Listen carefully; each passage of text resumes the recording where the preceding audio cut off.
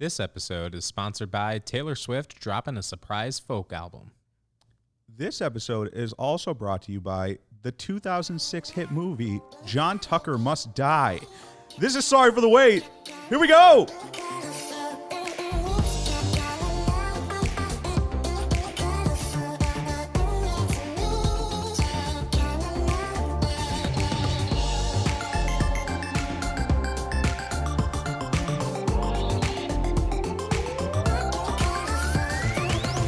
Fired up, ready to go. Welcome to the show, folks. This is Sorry for the Wait, a weight loss podcast for regular people by regular people. I am your host, Seth. And I'm your host, Strawberry. Hey, Barry, how you doing? I'm doing pretty good this week. How are you? You're looking good right now, honestly. That Thank shirt is killer, folks. At home, Barry right now is wearing this nicely vertical striped, like a good vertical stripes, like not the bad vertical stripes. And it's sort of like this like creamsicle color. Yeah, it's like yellow and yellow and white. You're looking slim. Thank you. You are looking. This was actually another thing that I got at Old Navy right before we saw Avengers. That these are the Avengers clothes. Didn't fit me when I bought them, but fit me now. So these are the Avengers clothes. Wow, yeah. That's wild. Feels good though, doesn't it? It does, and had another good weight loss week, another 4 pounds down. Well, that's what I was week. just about to ask. Is let's just get right into it, man. How was your week? Yeah. So now I'm lost 4 pounds this past week, so now I'm at 70 pounds lost 70 on the dot. The big 7-0, dude. Yep. That's banana land. Especially because it took me so long to push through the 50s to get to 60. Right. Just because that was like during my plateau. Yeah. And that like now the fact that like it took me weeks to get to 60 pounds and then just like 2 weeks to get down to I think it does 70. It's crazy to me. I think it speaks volumes to the amount that you're walking. Absolutely. I really think it does. Like the intermittent fasting is part of it. You know what I mean? And granted, when you it's add a good 1-2 punch. Well, yeah, exactly. Like Swalty. But I do think that like you are even surprising yourself with the amount of miles that you're putting up on a weekly basis. Absolutely. And how natural it's become a part of my routine already. And it's kind of given me a little bit freedom to not so much focus on the food aspect of the weight loss and kind of right now I want to pay more attention to the mental aspect, and I kind of want to transition myself to stop feeling like I'm restricting myself from eating food that I want, but just let me do it. Let me live. Yeah. And so I had a cheat day this week. There you go. Yes, you did. I went right back to Delicious. You did. Shout out to Delicious Pizza in Berkeley, Massachusetts. Please sponsor us. I got this time. I want to try something new every time, so I got a small garlic parm chicken pizza. It's like a garlic parmesan wing, but on a pizza. Yeah, and I got that with obviously some blue cheese on the side, of course. And then I also got a stuffed cheesy bread with bacon and jalapeno. And I was really surprised because this is the kind of food that I would consider to be like your average dinner. Right. And instead it took for me us in the old days, yeah. And instead it took me 2.5 days to get through it. Yeah, that was wild. Watching you, because obviously like you brought it home, it smelled delicious, but like I'm in a much better place to handle food like that's from the outside being brought in. But I imagined like, oh, it's your cheat day, like you're gonna house this. And you didn't. Like I ate like 3 of the slices of pizza and like 3 of the sticks of cheesy bread, and I was like, oh, I'm full. Yeah, like you could have been totally fine with just 2 and 2, but like then you had no issue just putting it in the fridge and saving it. Right. Which doesn't seem like a colossal win, but for anybody who has dealt with this their entire life or anybody who's like seen me and seen me eat. But I think this is such a relatable thing though, because like anybody who's gone through this or has lived with this, you know how big of a win that is when you look at that really intensely good food and you're like, I'm cool with saving it. Now, I will say, about that cheat. You don't know about the second cheat I had this week. Oh, God damn it. Okay. Which was... were you trying to protect me? This was, yes. Well, no, it was yesterday. You were at work. Okay. I had just gotten out of the RMV, Registry of Motor Vehicles. And... Hell on earth. Yeah. Yeah. Spent way too long in the lines. There were like 7 different lines. COVID You're stuff prototypical, didn't make it any faster.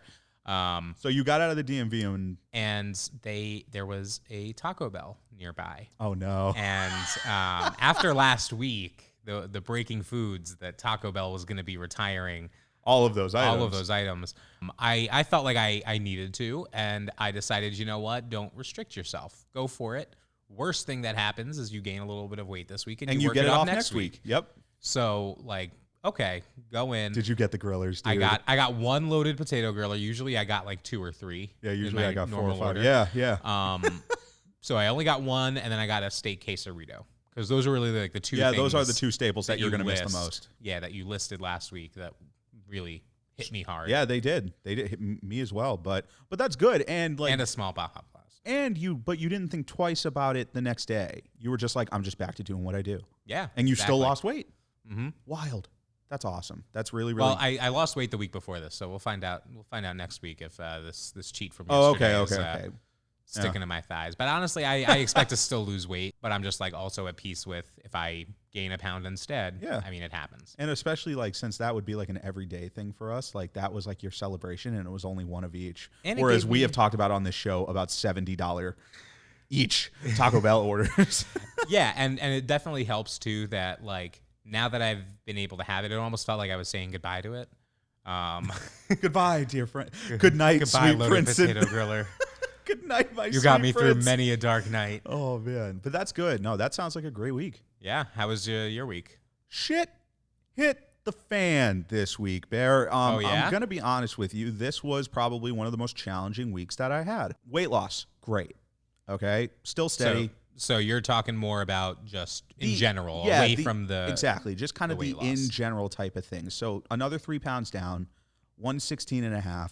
Your boy's sitting around 234 right now. Nice. So we're slowly but surely creeping towards the range. I do want to get into why this was such a bad week for you, but before that, I do want to say that I think it's great that you can have like a good week, but still describe it as a bad week.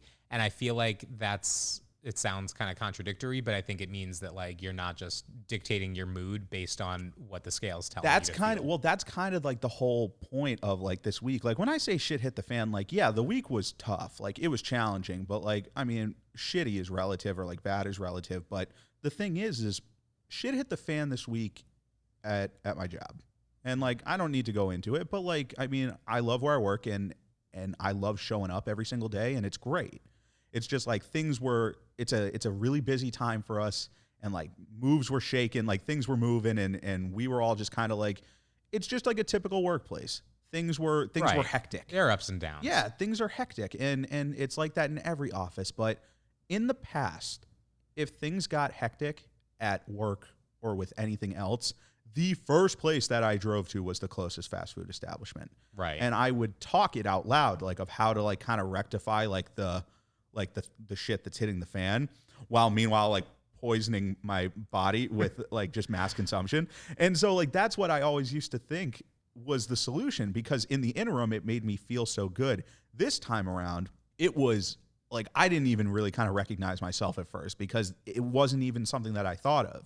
And maybe it's because I'm just so used to the shakes right now, but it was just like shit's a little crazy right now. Like how do I do what I need to do to contribute and help? And so you didn't feel tempted to like use food as a crutch or anything? Not once. Which even once, it wasn't until I kind of realized like, oh, that is kind of what I used to do that I was like, wait, why didn't I feel like I even wanted to have an inkling to do that? Do you think that you have replaced food or food's place in your life as like a coping mechanism? Do you feel like you've replaced that with anything? How have you gotten through this? It's like you took the thought right out of my brain. Like that's exactly kind of what it is because I just, instead of even thinking about that stuff, all I thought about was stuff to do for the show.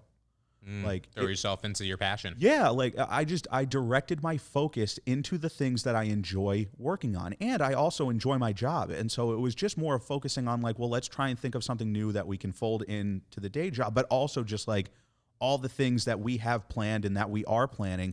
That really kind of juiced me up, and it kind of just took my mind into a very like nice, peaceful place. Well, so it sounds like you describe your week as like shit hitting the fan, but you seem to be in a really good place right now. Well, that's why like really shit hitting the fan like is how it went, but really how I responded is what made it like a good week. It's just it was very challenging to like have all that stuff happen in real time, and you're always just kind of wondering like even though my inkling wasn't to go get food, I am very cognizant about the guarding my recovery like kind of thing. Where I am wondering, like, is something that's going to happen today going to... But now I'm realizing as I was thrown into that position, I'm way far ahead mentally than I even thought I was. And I already thought that I was pretty far. Nice. And so that was big, and that was a good week. But you know what did come to mind? What? Did I'd be sitting at my desk and somebody would just walk by my office and be like, "Hey, how you doing?" I'd be like, "Hold on, wait. I'm craving this." So we are about to transition into Craving of the Week. And we're still waiting on that theme song because I know everybody is so sick of my awful transition. So we're back for another Craving of the Week. And you know what? Craving of the Week has become like I don't want to say cult phenomenon. That's very much that's very much gassing ourselves up. That's very much feeding my ego. But like so many people like message us or text us or just hit us up or tweet at us or whatever. Just like Craving of the Week has become like just a very common vernacular kind of thing amongst the people we talk to. Right, especially among the people we talk to and amongst all of our listeners out there. And so we're really, really happy about that. But what about you? What are you craving this week? So I was kind of like talking through, I was having a conversation about this with a friend of ours. Okay. And so I was talking about, I'm not a big peanut butter guy, but I am a little addicted to peanut butter and jelly, specifically like Uncrustables. Ooh. I could kind of just eat, like I could eat a whole package of like 6. Yeah, that's an oversized Mentos, yeah. So, but then I was also learning about, do you know what the state sandwich is of Massachusetts? Lobster roll? Nope, it is a fluffernutter. Which, for those of you who like oh me, my God, do not know what that is, it's basically that's not even my first butter. Thought. Yeah, it's basically just peanut butter and marshmallow fluff. Yeah, and I've never had that before. You've never had a fluffernutter, dude? No, I haven't. Whoa! But then on top of that, right, I'm thinking of all these other things. Like, what else could make a good peanut butter sandwich? Because I've heard of like peanut butter and banana, right? Yeah. And so my goal here is, and this is more of a goal than a craving, because I'm going to make this a reality. You are craving it. I need to make the ultimate peanut butter sandwich. And so I want to have, and this might be like a triple or quadruple or quintuple decker thing, but I want peanut butter and jelly and marshmallow fluff and banana and honestly like other stuff too. Like what else would be good with peanut butter? It really is like the universal condiment or like the universal spread. Like there is so much shit that you can throw with peanut butter, and you are speaking my language. Like I knew you would have some ideas. I will bathe in peanut butter, dude. Like so the only one that really like jumped out at me was cream cheese, because as a spread it kind of has the same consistency. That's interesting. But it also has like that almost Swedish. I actually sweet think that flavor, works, because think Swedish. about like a peanut butter cheesecake, right? Yeah. Like I guess you would maybe hit some of the same nodes there. Might sound weird, but like I feel like it would taste fine. Now, because to me, fluffernutter does sound weird. Besides the name. Yeah, fluffernutter. Yeah, no, branding was bad. The branding was bad. It was not meant for 2020 honestly, branding. No, I think it would be perfect in 2020. Bring back the fluffernutter. Yeah. TikTok would go crazy with the fluffernutter. I know, but then you would just have, but then it would be like, remember like the D's nuts meme? It would like that would, it would be like the reincarnation of that, of someone being like, fluff these nuts, and and then you'd have like 13-year-old kids like in math class being like, fluff these nuts. Yeah, actually, I definitely don't want to have to deal with that. Fluff Nutter is terrible branding for 2020, and it should not come back. Folks, do not bring it back. Wink, wink. Do not bring it back. But I like that. Now, how many layers are you looking to go? Like, when are you getting to a layer that it's like, it's too much? Well, here's the thing. For me, I don't want the peanut butter to be overwhelming, because in any peanut butter sandwich, I'm a fan of the other thing. Right. Primarily. But the peanut butter is just kind of like a good base that grounds the flavor. Now, actually, no. Finish your thought. So I'm thinking that like just one layer of each should be good, but I don't know. What should be the ratio of peanut butter to all of these things? I don't think that peanut butter, jelly, fluff, and banana should all have like the same amount. I think that there does need to be more peanut butter there. So I'm almost thinking if it's like maybe a peanut butter jelly, and then the jelly side on the other side is peanut butter and then fluff, and then the I like that. It's sort of like a tiered cake. Exactly. And, build it up. I don't want it to be too big that it can't fit in my mouth, but I'm also thinking maybe there are some other innovative ways to handle this sandwich. Maybe there's another delivery mechanism or delivery shape of the peanut butter sandwich. Well, let me throw some innovations out there, and I want to know what you think, how this would handle this peanut butter sandwich. Play at me, handsome. So first of all, I did look online to see some other options, some really gross ones like onions. No, thank you. But what would you think about grilling the sandwich? When I had cut you off before, which my apologies. But when I had cut you off before, I was going to be like, let me throw this at you. Have you ever thrown a little butter in the frying pan and made it almost like you're making a grilled cheese? Have you ever had that before? No, of course not. My God, I've never Bear. done that. Woo! But I feel like it would be so good. It's delicious. I honestly, I did that for a very long time. And I feel like the marshmallow fluff, like it's almost like s'more-y Right. when it gets warm. Like Ooh.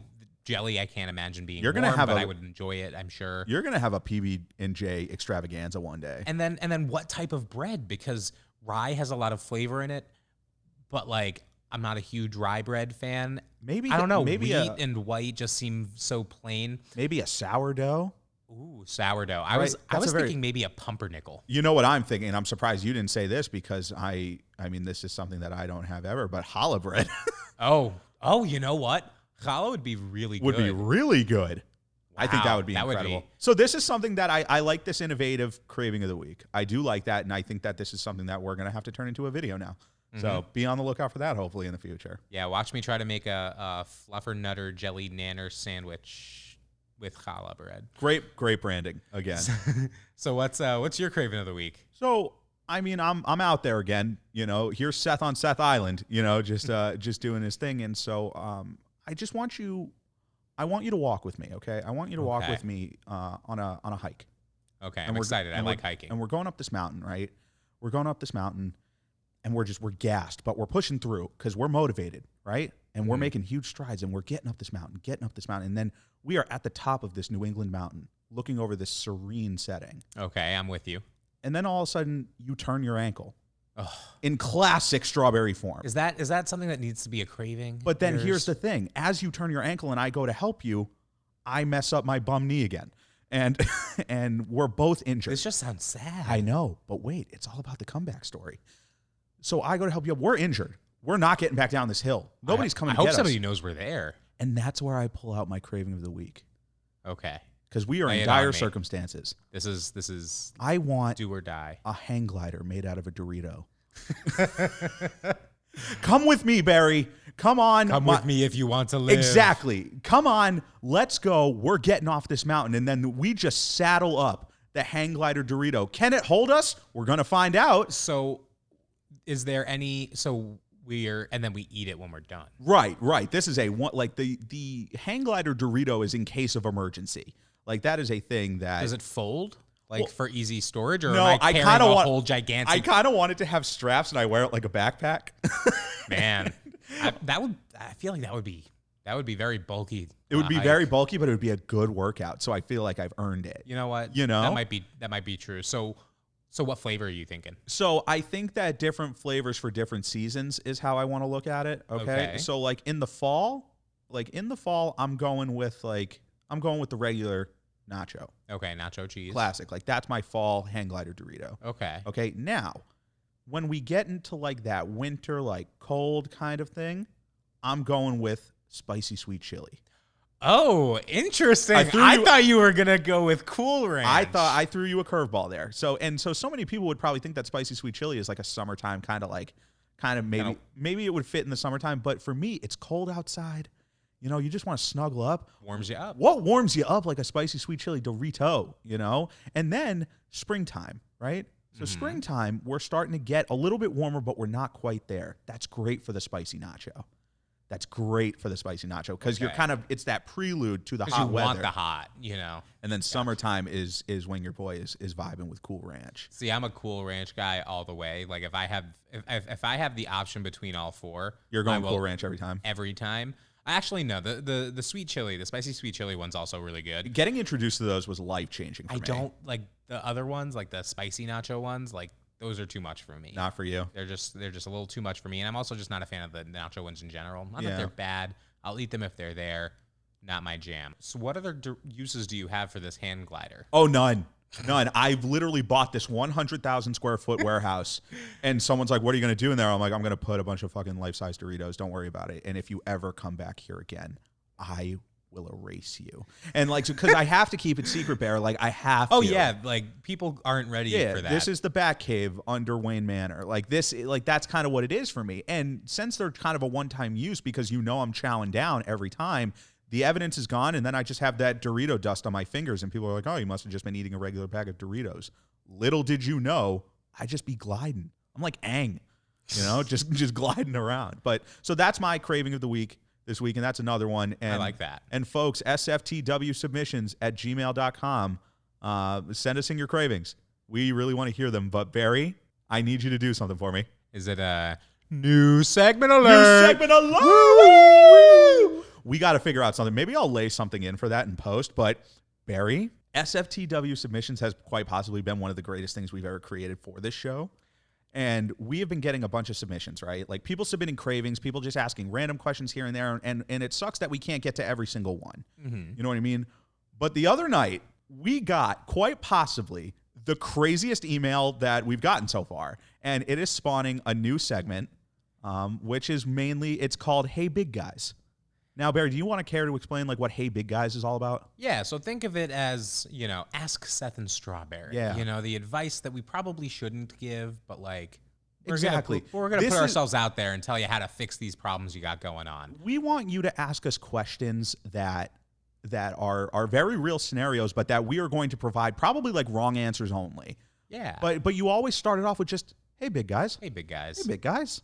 Honestly, sun's getting real low. Like, honestly, I kind of wanted to do a segment like this, and I couldn't think of like what would be a funny thing to name it. And then we got this email, and it started off with "Hey, big guys," and I was just like, "All right, that's it."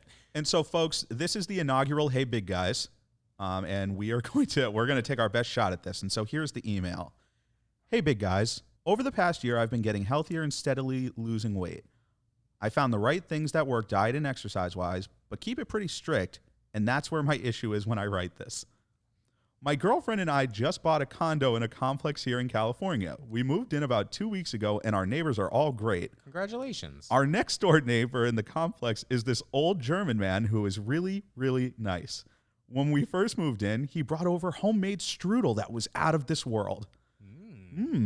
We thought it was a great gesture, and I knew that it would throw me off my plan. However... I'm sorry, I read ahead and it just gets me. I knew it would throw me off my plan. However, every day since we've moved in, he has brought over strudel every single day. I love strudel. It's delicious, but it's too much strudel, and all I'm surrounded by is strudel. We can't keep up with this amount of strudel. We even try to find ways to not run into him because we don't want to be rude and decline his nice gesture, but he just leaves it outside our door. I can't keep eating strudel and understand this is a funny thing to be in, but what should I do? Love the show. That's from Strudely Screwed in San Diego. Strudely Screwed. Dude, when we got this the other night, I thought it was a joke. Like, I was just kind of like, oh, like this is a long submission. Like, maybe it's a really long craving of the week. You saw me when I first read that. Tears were coming down my face. The thing I love the most about this is just like picturing this man, like he like just moves into this really nice new house. Like they're so excited, and I'm now picturing it as this like Hoarders episode, right? With stacks of strudel all the way up to the ceiling. It's my own personal hell. Like what do you do? Like. And he just hasn't eaten the strudels. Like he just like stacks them up. Well, like, it sounds like he had the strudel on the first day, thinking like it would throw him off my plan. But like it's a one-time kind of thing. But then all of a sudden, now it's an everyday thing. Oh, guten Tag! I have brought you strudel. Strudel. Oh, strudel again. Strudel. Like I just envision that's all this guy knows. It's just he only says the word strudel. It's just strudel. That's all it. When even in the email when he is just like, I'm surrounded by strudel. It's the house of strudel. It's a house of cards. Like, what do you do here? You gotta move. I don't know. Okay, so here's where I'll say something. You know this about me. I'm not one to have an awkward conversation if I can find any way to avoid it. Yeah, you are very much avoid confrontation. That being said, I feel like you have a very easy option for honesty here. Bring up to this gentlemanly old man casually at some point, hey, like I'm starting a diet. And you know what? You can still accept his strudel that day and be totally pleasant about that. The next time he tries to give you a strudel, just say, "Oh, I'm still eating that last one you gave me. I'm taking it a day at a time. The strudel is delicious. I really appreciate it. It's very friendly." Barry, that's one way to look at it. That's one way to look at it, and that's a serious approach, and I'm glad that you got that out there. Yeah, you got to get communication. Now, I said move at first. That's probably a little too facetious. Here's what I'm actually thinking. Okay, lay it on me. Why don't you just take the strudel in and do up your own packaging and just call it homemade strudel, and then you just sell it all. Just sell. I mean, look. Or regift it. Yeah, regift it. Maybe you become strudel people at this point that like every barbecue, every event, and it's just like, yeah, no. Oh, Tommy, you have a birthday? Yeah, right. Guess who's got strudel for you? Yeah, like I don't really fucking get it. Like Joe and Linda just bring strudel to every event whatsoever. Like we're at a funeral and there's strudel. Like, anyone wants some strudel? But like, can you imagine the panic that must be in your mind of being like on this healthy kick and having your routine and your plan down right, and then all of a sudden, just every time you open your door, it's just strudel, like every time. And so, like, help me picture strudel, because when I think of strudel, like, it's not a dessert that I've like really had much. Well, think of like Pillsbury breakfast strudels. Yeah, that's what I was thinking of, is like the toaster strudels. Yeah, which, like that. Like, but those, quality. Okay, so it's like that, but quality. Right. Okay. And obviously they can have different renditions on them and stuff. But like, I could just imagine, like, could you imagine just having just boxes, like you have the strudel has its own closet and you're just like shoving it away and it's just stacking up. And then you have friends over and he's like, oh, I'm going to put my jacket away. And then this guy's like, no! He just opens and just a mountain of strudel. An avalanche of strudel just flakes everywhere. Like you maybe have to find just new purposes for strudel. Like maybe use it as coasters. Like put it like but this is so wild that even or if just like once a week, like bring it to like a shelter or something. Well, like yeah, and I think that's a very good way to go about it. Like donate it, do something. Who knows? But get it out of there though. You don't want to have. It's my own personal hell that if I was to ever like if I didn't run into this guy or if I didn't run into people that I was consistently giving stuff to, I just wouldn't give it to them that day. Mm-hmm. But to leave it outside the door. Oh, yeah. That's a little too much. And it's a really nice gesture because he even said the strudel's out of this world. And I'm sure it's good, but that makes it worse. Alternate take. I almost wish it was bad for this guy. Alternate take. What if this old German man knows exactly what he's doing? What if this old German man knows exactly what he's doing? I see you've been getting fit. He's trying to like blanket himself and like, oh, I'm being such a good neighbor, like, which is a terrible German accent. Yeah. But I think mine's just as bad. But like, I think that like, what if that's what's happening? And he's just like, I want him to be fat. Like maybe he's trying to steal your girl. Maybe it's sinister. Like who knows? But he seems like a really nice old German man. But I can only imagine. Next time he gives you strudel, say, go fuck yourself. No, do not. Just get off my back for a second. But imagine if this really freaked him out, and I really hope it doesn't, but like they sell the condo and they move. They're like, we got to get out of here, honey. We got to go. And she's like, I'm with you. We're moving to Maine. And they just show up in Portland, Maine. And then as they're moving in, there's just that lone bag of strudel with just a note in icing. Just says, I'll always find you. I'll be there saying for now. Exactly. Like, it's never goodbye. It's just see you later. So that is Strudely Screwed in San Diego. We really hope you figure that out. Please give us a conclusion to that if you're listening to this, and we really hope you are. Yeah, and anybody else who's listening out there, you need some advice, just send an email saying, hey, big guys, to SFTW submissions@gmail.com. Yeah, perfect. If you heard that advice and you were like, I need some of that, we really look forward to your email because at least you know what you're getting now. So yeah, that's I really like Hey Big Guys. I do too. It feels nice, seeing that email. Like, hey, big guys. It feels so like that is very personal. Like it's almost like we know him. Exactly. You know? Strudely Screwed is a close friend of mine. Yeah. We are best friends with Strudely Screwed. Yeah, Mr. Screwed is what I used to call him. But we are going to move on. We're going to move on into our main topic today in the title of this episode, which is peanut butter and therapy. I didn't even think when we were talking about like the name of this segment and the name of this episode, I didn't even think I'd be talking about peanut butter as my craving of the week. Yeah, that just pretty works funny. So well. Yeah, that works out perfectly actually. So the title of this episode is peanut butter and therapy, and this is a very topical, current topic for us to be doing. Mm-hmm. Because you're starting therapy today as we record this. Today. Well, not right this second, but yes, today. No, today. I mean, the day that we record this. He's actually going to come on the show. We're doing it. Yeah, no, he's calling in. We're going to do our Zoom meeting right here. No, but yeah, so this is something, and you've been going to therapy for how long now? About Around 6 6 months. months now. Yeah. So you've been going to therapy. You've been, kind of just sharing with me how great you feel going to therapy. I have a couple of other friends that have done that too. And so I finally decided, you know what, like now's the time. And so I have this, appointment today. And, there are just a couple of things, as somebody who's hasn't been to therapy in a long, long, long time since I was a child, and as somebody who is currently in therapy, Yeah, let's bounce. I have a couple questions for you. Let's have a small little volley back and forth. But first of all, I'm so happy.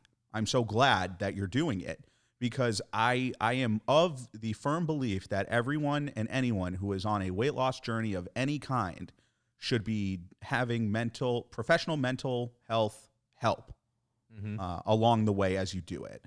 Because when I started going to therapy, right as I kind of really started this program, it was the best decision I ever made. I would not be as successful as I have been so far if I didn't have my therapy sessions every single week. And I know like accessibility can be tough for people. Especially now. Exactly. And accessibility can be tough. And so I really I think that it's very important. So I'm so glad that you're doing it, because I think it's going to pay so many dividends down the road. But I'm very interested into what your psyche is going into this first meeting. And so I guess really what my first question would be is, what are you feeling right now? What are the base emotions that you're feeling heading into this appointment? So right now, there's a part of me that's excited. There's a part of me that's nervous. I know that it takes a couple of times to know whether or not you're really comfortable with the therapist.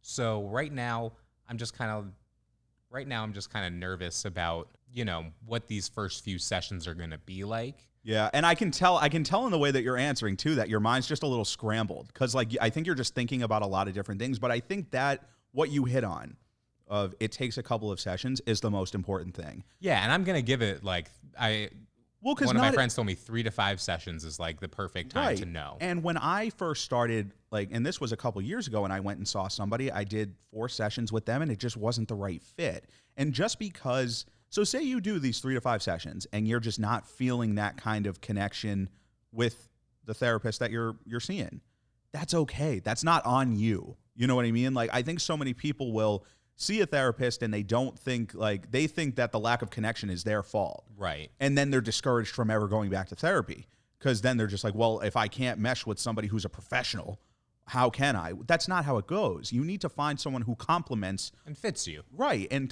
talks about the things and is versed in the things that you want to talk about. And I think that's extremely pivotal and extremely important.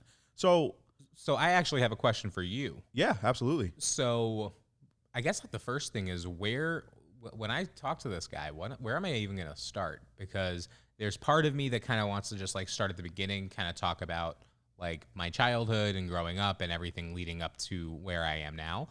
But then there's the other side of me that thinks I should talk about where I am now and where I've been for the last couple of years, and then kind of work my way backwards from that. Right. But there's, I have 25 years to catch this person up on. Right. In just a couple hours, really. So I think that's a great question too, but I do think that every psychologist or every therapist has their own, they kind of probably have their own roadmap of how they want to direct. Now, my current therapist is perfect at just kind of saying, like, he's very good at just asking one question and then I run.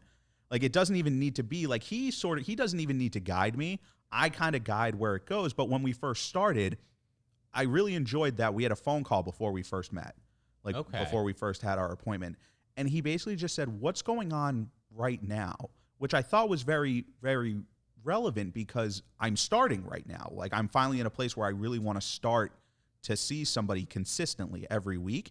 And so it only felt right to me to start with what's going on right now. Right. And then you can kind of fill in all those other gaps as you go. So what we've been able to do with how I started from where, that's like almost like your foundation piece of like, this is where you started. And then you're able to kind of reverse engineer, like, well, how did we get here? Right. And I really like that, because I love to look back and see like, well, this is a very, very apparent feeling in my mind, and it's directly affecting my psyche and my weight. How did I get here? And then we unpack a ton of stuff from high school. We unpack a ton of stuff from like my childhood. We unpack a lot from camp. Oh yeah. And of course it all plays in stuff with my family and everything else. And because you want to be able to talk about everything, but you don't know where to begin. And Yeah. so I think the best place to begin is, one, you obviously go where they tell, like, you answer, it's call and response.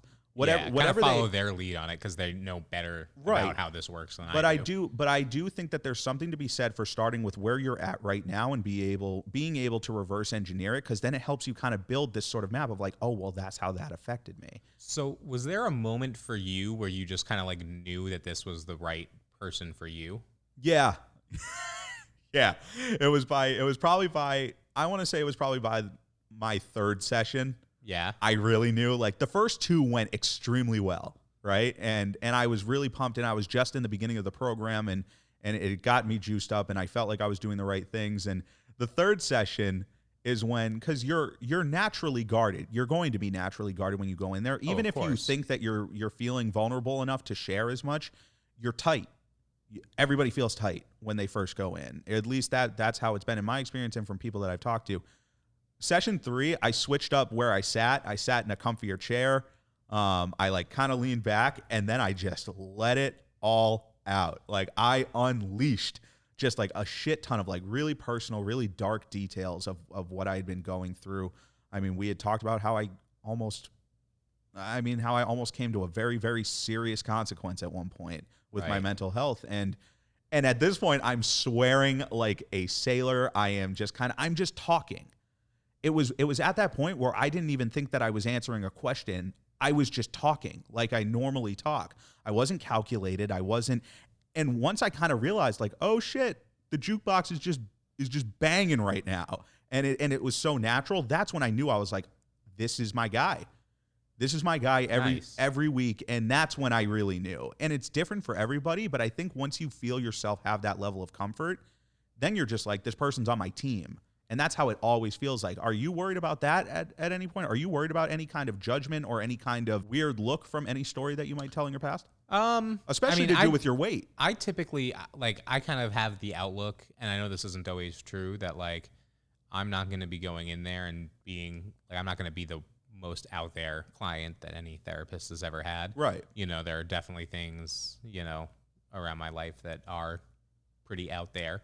But I feel like therapists have got to hear a lot of crazy shit. Yeah, absolutely. So it kind of takes a little bit of the pressure off. It absolutely does. But I did look up, and maybe this isn't a good thing to do, like kind of getting yourself in the wrong mindset. But I felt like it was important to look up what are some red flags of some therapists, because as much as I know that people have great experience with therapists, I also know people who have just had somebody who's not for so them. what are a few that you found? So first, and I kind of just want to pick your brain on if any of these have ever happened to you or what you feel about them. So the first is if the sessions are time-based and not results-based. So the idea being that, like, after an hour, no matter where you are, we're done, and then you got to like hold on to all your thoughts for another week. That would be like a red flag, as opposed to somebody who is either able to let you, extend your session until you feel like you've reached a natural stopping point, or is just available by phone or text. Yeah, okay. As you need them. So I've never dealt with like the available by phone or text, because like I would never, like, for me that's just never where it got. But in the first therapist that I saw, she was very much like time, and that really rubbed me the wrong way, because like I would be right in the thick of a good story or like a good anecdote that really kind of painted the picture. And then I would have to like put in my notes, like at what point I was in the story, so that next week I could kind of like start off with that. But then every week is different because you're doing it on a week by week basis. And so I feel like that would probably be a problem for me, because then I would want to go in and talk about different stuff. But and at the same time, repeat myself. At the same time, I do understand it, because they are medical professionals with appointments. And so sometimes the time is the time. And I think anyone can understand that. But where I'm at now, like, you see sometimes how late sometimes I come home, because we run a little bit longer sometimes. And most of the time. Yeah, exactly. And I love that, because like he'll let me put the quarter in myself and just let me run, and we just go and we build. That's the biggest thing, is that, so I do like the results based way more than obviously somebody cutting off the time. Well, give me one more. All right. So there is, feeling shamed is one of them, but the one that I think is more important is if you develop like learned helplessness. And that's not necessarily a problem of the therapist. That could be a problem with you, whoever it is. But the idea of like you go to therapy and you're almost addicted to it, almost like a toxic friendship. Almost like you like the feeling of knowing that you're hopeless, almost like, or almost just, or you like the feeling of hopelessness because then you feel like you don't. Just bring everything that's like every decision you need to make, you bring to your therapist, and you're like, help me with this, help me with this, help me with this, help me with this, and and obviously there are different degrees of it, but now I think the more like I can't function myself without my therapist's like immediate input. So I have never felt that. Okay, so I've never felt that, and never have I felt the need, but I know that some people do. And I completely understand that, especially if your decision-making skills have not been the greatest, which mine clearly haven't. But instead of bringing all those decisions to my therapist, because like I felt the need to talk about a ton of different shit, I just bring the summary of what's going on. And then we essentially put up this big cube of what's going on with one specific scenario. And then slowly but surely, we're just chipping away at different sides of the cube. And we're just trying to figure out like that. And where this learned hopelessness, I guess, if that's the term, that learned helplessness, what I really like and what I really think that is pivotal in a therapy session is that my therapist finds a way for me to find the answer. Mm. Okay, so like he's never answering the question for me. He's helping you figure it out. Yeah, he's pushing me in a ton of different ways because I'm a very analytical person. Like I like to look at different avenues. Always have different avenues for any one scenario or any one situation. So we just take a walk down every avenue, and then he'll ask a question down each avenue that pertains to it, and then I just end up being like, oh shit, that clicks. And then that's where we arrive. But he didn't answer anything. He's just asking questions that are general, very base kind of questions, just kind of molded to the scenario, and therefore I can arrive at that answer, and that's huge for me. Man, your therapist sounds perfect. Yeah, he's the man. I love him. He's my guy.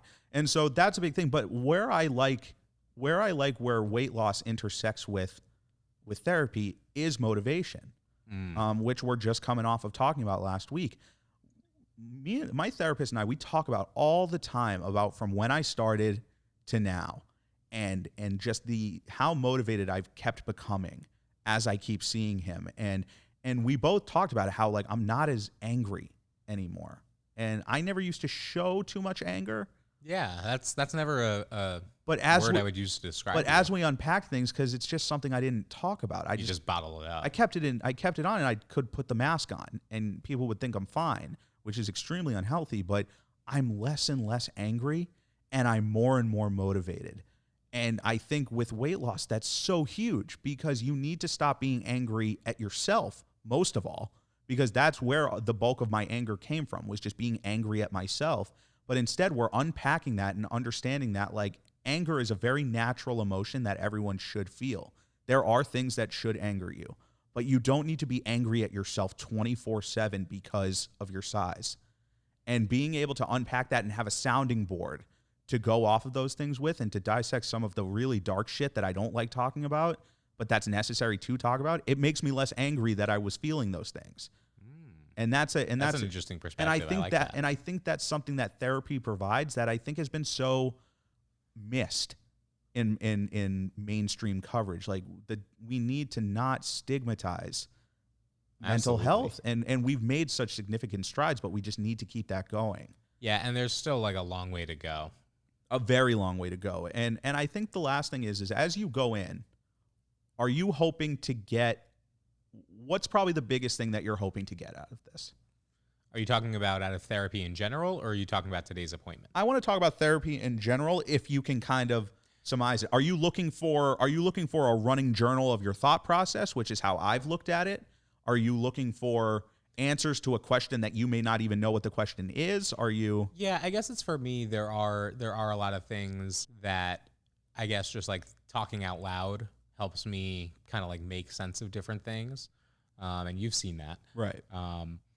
But so talking out loud is, and just kind of like getting an unbiased opinion from someone who like literally I could like say anything to, and he just legally can't say anything. Right. So yeah, no, and that's good. That confidentiality you'll ever have is huge. But I guess in the end, I think that it's great that you're starting and I think it's great that you're doing this, and I think it's going to go very, very well. And if there's anyone out there who is even considering like having mental health, Honestly, mental health help, or the sanest person out there should have a therapist. everyone should have a therapist. I've always kind of like felt that way, but I just never put my money where my mouth is when it comes to that. Right, exactly. But now that I am seeing a therapist, now I can be smug about it. So everybody should go see a therapist now. And more importantly, if any of you have any questions for us about how we started or what we were thinking, because you're thinking about hey big guys, yeah, or send us a message on Instagram, ask us, because we are more than happy to answer any questions for you guys.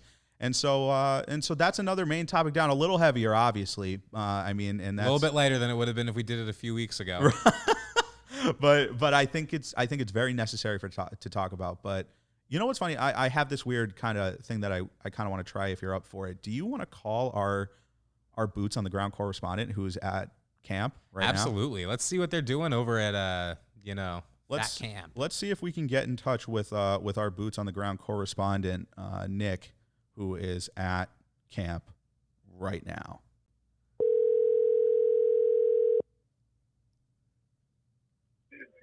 What up, bruh?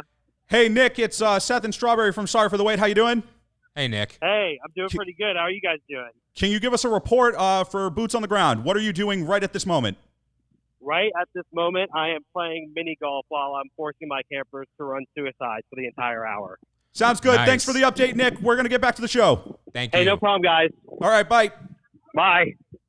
And that was our Boots on the Ground correspondent, Nick. Wow, seems like everything's going well up there. Seems like everything's going great, Bear. Okay, so we're going to move on to our last segment. We're going to move on to our last segment of this episode, which is another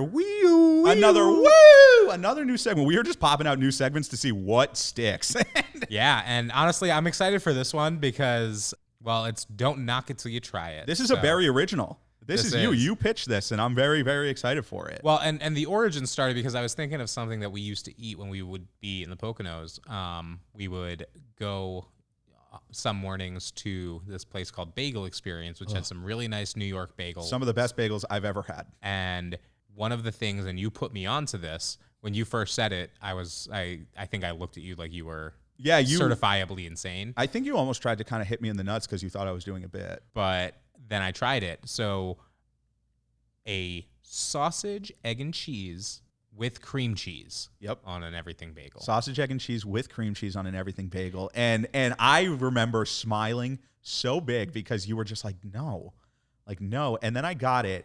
And then you tried it. Mm-hmm. And you tried it. And the look on your face when you wanted to be so happy, but you were also so angry that I was right. That is the exact that was the exact series of emotions I felt. But now it's stuck in my head because I've told people about this and they give me that same look that I gave. And I'm like, no, seriously, but nobody else is fool enough to try it. And like, should you eat it? Absolutely not. But is it delicious? Absolutely. Oh, absolutely. And it did make you think how many other combinations out there are like this. Yeah. So how you want to do this? You want to bounce them off me, and then let's do that. You read them off, and then I'm going to give my instant reaction, and then we can debate. So I'm going off of a little bit of a list here from an article. So this one says melted chocolate on a cheese pizza. Thumbs up or thumbs down? Thumbs up. Oh, I know. I'm trying to be honest here. I'm trying to be earnest. In the article, it says, I've been known to put just about anything on my pizza. Sweet, sour, savory, drugs. Okay. I'll try everything at least once. Okay, you know what? Because this is a little hypocritical of me. I kind of want to debate this really quick. Okay. Or just at least discuss it really quick. So I guess it's a little hypocritical for me because remember at one point, I think in an earlier episode, we talked about sugar on pizza. Which I have tried since then, and I actually think that makes a great dessert pizza. It gives it a little bit of a sweet palate. And so, you know what? Like when I'm thinking of just granulated sugar on a piece of pizza, like that, no, but if someone's going to offer me a slice of za with some chalk on it, you know, like I think I might give it a try, and I wouldn't be shocked if I liked it. Yeah, and I think that, like, especially if it's melted chocolate, like the consistency is almost like the cheese. You couldn't throw like a block of Hershey's on there. Yeah, that'd cold. That'd be weird. Yeah. All right, next one. This one, I already know what I think of it. Frosted Flakes with cheese. Oh, thumbs down, dude. I want to show you this picture. Oh, no. We'll post it online so that you can all see this at home too. Or should we not, because we shouldn't inflict No, that we on shouldn't anyone else? inflict that damage on anybody. Wait, Frosted Flakes with cheese, like just slices With of Kraft cheese. single right in the. Yeah, and the picture is literally Kraft What's singles. that? I don't even know Ted if it's called Bundy's favorite cheese. meal, dude? Like, Yeah, that's psychotic. That's Manson level shit, dude. But let me like, ask you a question. So it's really gross, like especially with the Kraft cheese, because like that's kind of just gross in general. Yeah. What would you say to like a really nice like Gouda or like? No, dude, you could throw fucking brie in there, and I'm not having it in there. Like, oh, that's terrible. I just don't know what the flavor palette even would look like. Chocolate and pizza, I can fathom. Well, now, not for nothing. It's called "Don't Knock It Till You Try It." I know. Don't knock it till you try. But also cereal. What do we usually eat cereal with? Milk. What is cheese except for just dumb thick milk? Dumb. So really, when you think of cheese, you think of dumb thick milk. That sounds so grotesque. Good God. I even just got the chills on that. So that's a thumbs down. That's for a you. thumbs down. Give me one more. All right, hot dog and jelly. Wow, that connects to our craving of the week. Hot dog and jelly. I'm going thumbs up. I agree with that. I'm I going think thumbs up. And you know is why? You know why? Because coming off of Swalty, right, with the peanut butter on the burger, right? It's sort of like that. And then jelly in the hamburger. That's so perfect. So jelly in the hot dog, like peanut butter in the hamburger. Like if I like that, I can absolutely see myself liking jelly in a hot dog. I agree. And like, what if you made it like some kind of like spicy, you know, like some of like that mango habanero jelly? Oh yeah, like the interesting flavors. Light me of up. jelly. So that sounds like it would be. That sounds like it would be really, really good. Yeah. But you know what? I mean, I think with food combinations, it's someone will always have an argument for something, and it really just means that like you got to try it once. Yeah. You got to try anything once. And you know what? One of my golden rules that I try to live my life by is do not yuck someone's yum. do not. Yeah, I do like that. Don't I yuck do. someone's yum. And so If I like sausage, egg, and cheese with cream cheese on an everything bagel, don't yuck that. And if I like it. And if I like a peanut butter sandwich stuffed with Cheez-Its, I actually think like equal ratio. I know. I just threw a curveball with you right at the 11th hour. Oh my God. I'm trying to stick to the don't yuck anyone's yum, so I won't say anything. But. And so I want to challenge all of our listeners to just send in their craziest food combination. Like, give us the deepest, darkest secrets of your food combinations. And especially if you've eaten them before, like, and you've enjoyed them, like. And if you want yours on the show, because I definitely want to read a few, because I know that our listeners are just like us, and everybody's got that something. Oh yeah, everybody's got that something. But you know what? We're gonna go into closing thoughts, and I think that this was one of our more important episodes, main topic wise. Yeah, and I think that, you know, especially when anyone's on a weight loss journey, I think that the mental health of it, that side is equally as important as the physical side. I think so too. And you know, the hard thing is that the physical side you can just do yourself. You can see it. Yeah, you can see it. You can do it yourself. Like it's a lot easier to just eat less and, you know, exercise more by yourself. Taking care of your mentals. I mean, yeah, it's a little harder. Taking care of your brain's challenging, but I think that you will be so shocked at how good you feel when your mind is a lot clearer. I hope so. And we really hope that anyone out there who's looking into it, go find somebody and get started, because it's absolutely worth it. And with that being said, I got to go run get this appointment. I know you got to get to therapy, but you know what? Keep your friends close, keep your enemies closer, and keep your snacks the closest. Until next time, I'm Seth. And I'm Strawberry. And this is Sorry for the Wait. I can't believe you did that.